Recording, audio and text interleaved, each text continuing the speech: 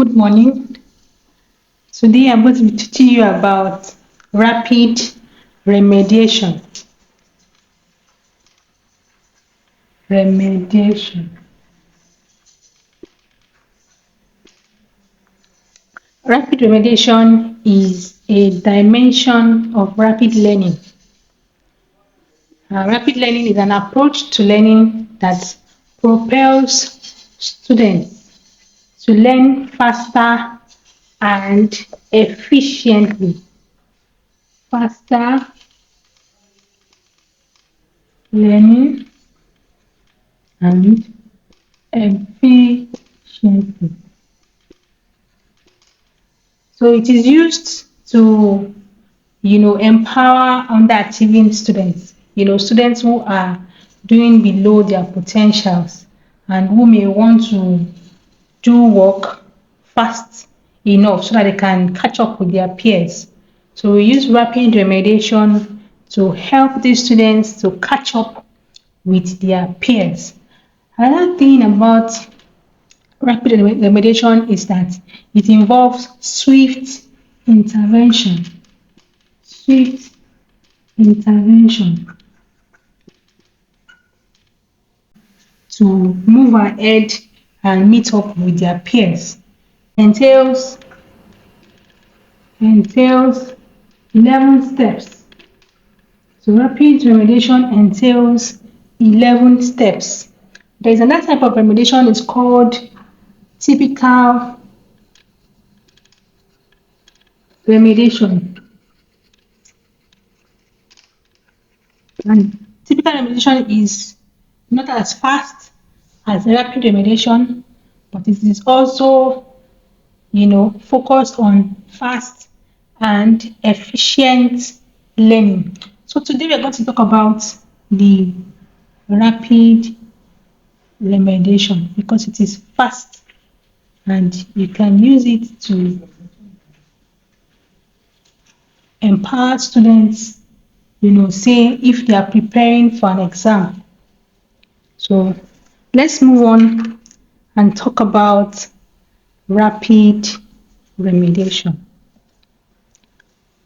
So in rapid remediation, like I said, we have 11 steps.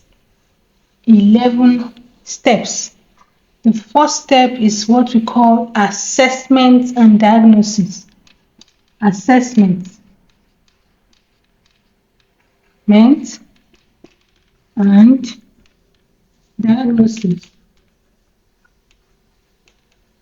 It is in this step that you assess the students and you diagnose the case or the scenario that warrants the students to need a rapid remediation. It is at this point that you ask questions that suggest or explain the extent to which the students need the rapid remediation. The idea is to assess the students' gap. There's gap between where the student should be and where the student is. Gap between what we call expected achievement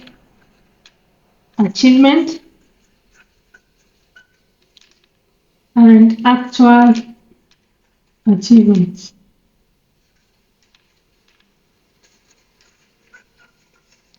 So there is a gap between expected and actual achievement, meaning that the actual achievement is lower than the expected achievement. So it is this diagnosis step, this assessment step, that you uncover the gap. It is also in this step that you evaluate the students' abilities. You evaluate the students' abilities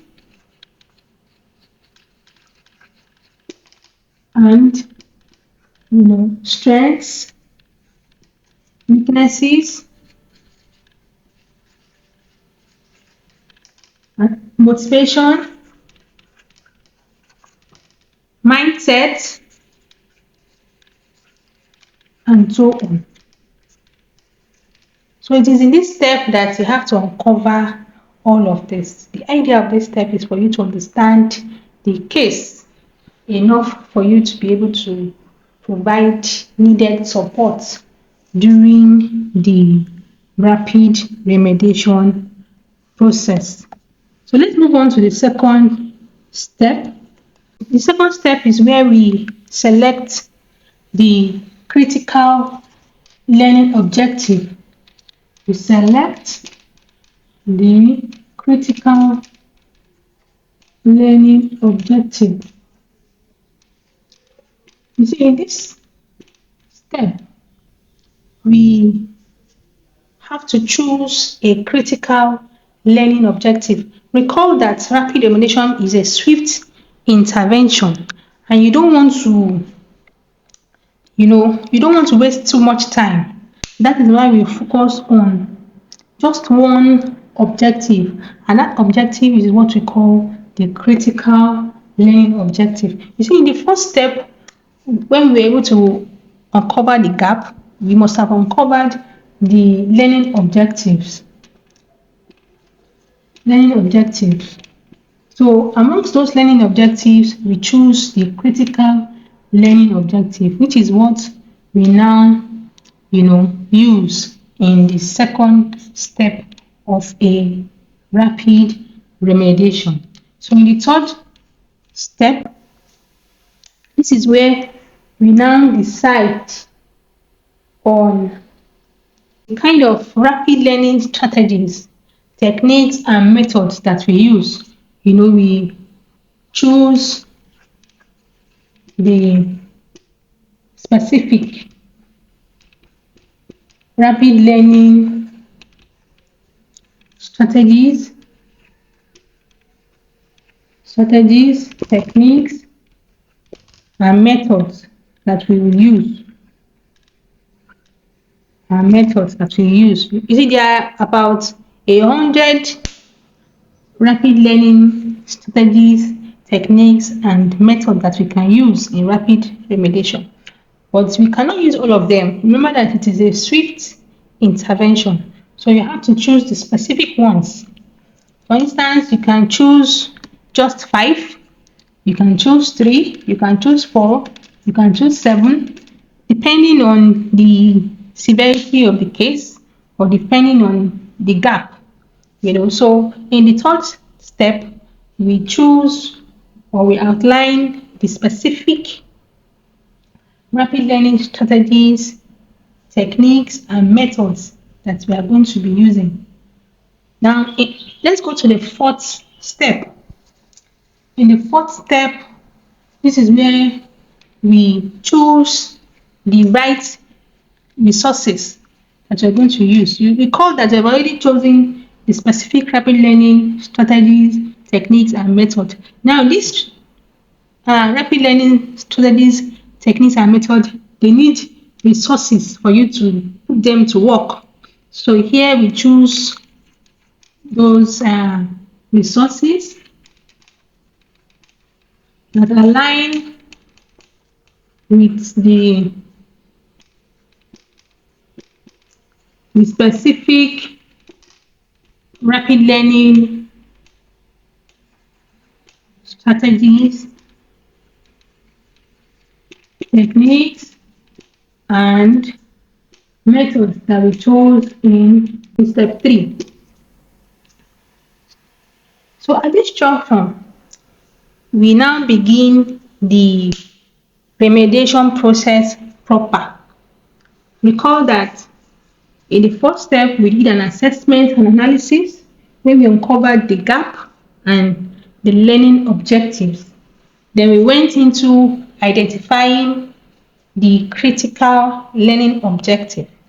And then we also outlined or chose the specific rapid learning strategies, techniques, and methods that we are going to use to close that gap or reach that critical learning objective. And finally, we now chose resources that can help us to, close the gap and reach the critical learning objective based on the specific rapid learning strategies, techniques, and methods that we chose in step 3. Now, the first step till the fourth step in a rapid remediation process is where we do all of this. Now, when we move on to the fifth step, that is where the student does, that is where the student is put to work. In the first step, the teacher does the whole of the work. But in the fifth step, from the fifth step onward, the student does all that work. This step, we use what is called active learning. Active learning. This is the fifth step. You see, one thing about rapid remediation, or even remediation generally, is that value active learning over passive learning. In rapid remediation, we don't use passive activities. That use flashcards, we can use debates, we can use brainstorming, we can use storyboards. Focus has to be on active learning, activities. If you are trying to teach the students a particular topic, you have to teach it using active learning activities. The student has to be active from the beginning of that class till the end. The student has to be active. You have to use active learning, activities. Next, we go to the sixth step, what we call immediate practice. And rapid remediation, we tend to emphasize the need to immediately practice what a student learns. If a student learns something right now, the student has to immediately practice it. At times we call it immediate application, but the idea is that we don't leave the students to, say till tomorrow before you can practice what he learned. You give the students, say, classwork, where the students practices what you have just taught him, where he begins to apply it immediately. And that's one of those reasons why active learning is very important in rapid remediation, because through active learning, the student had understood what was taught almost immediately. During the active learning process, he had internalized many of the things you're trying to teach. So it is very, very easy for him to, immediately practice or apply what was learned. Next, we go on to feedback and reinforcement. Feedback and reinforcement. You see, in this seventh step, we provide feedback and reinforcement. After the students must have gone through the immediate practice, we now provide feedback and reinforcement. We immediately give feedback. We don't leave feedback till, say, the next day. In rapid remediation, we provide feedback and remediation and reinforcement immediately. Next, we have recap and summary. Recap and summary. This is where we summarize. What was learned during the active learning, step, during the immediate practice step, during the feedback and reinforcement step. We summarize and recap everything in the eighth step, which is called recap and summary. Then we now go to homework. You see, in rapid remediation, we give a lot of homework. So once the student has learned, what you're trying to teach that student during the active learning step and the immediate practice step and the feedback and reinforcement step and the recap and summary step, we don't leave the students, to go and sleep on it.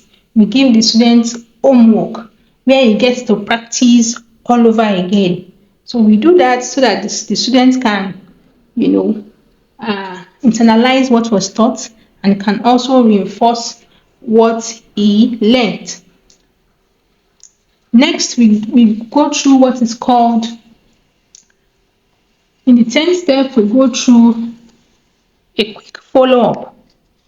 a quick follow-up. Step 10, quick follow-up. So a quick follow-up means that we try and see how far the student has learned what was taught, and if what was learned is able to close the gap, and reach the critical learning objective.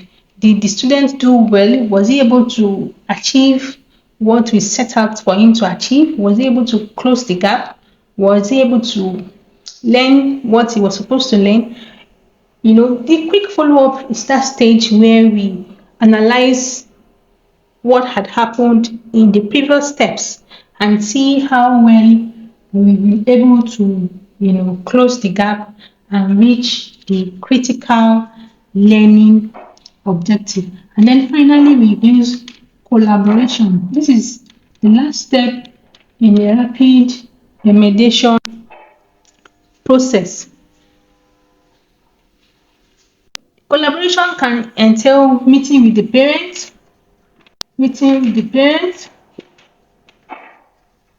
can entail meeting with the students, a follow-up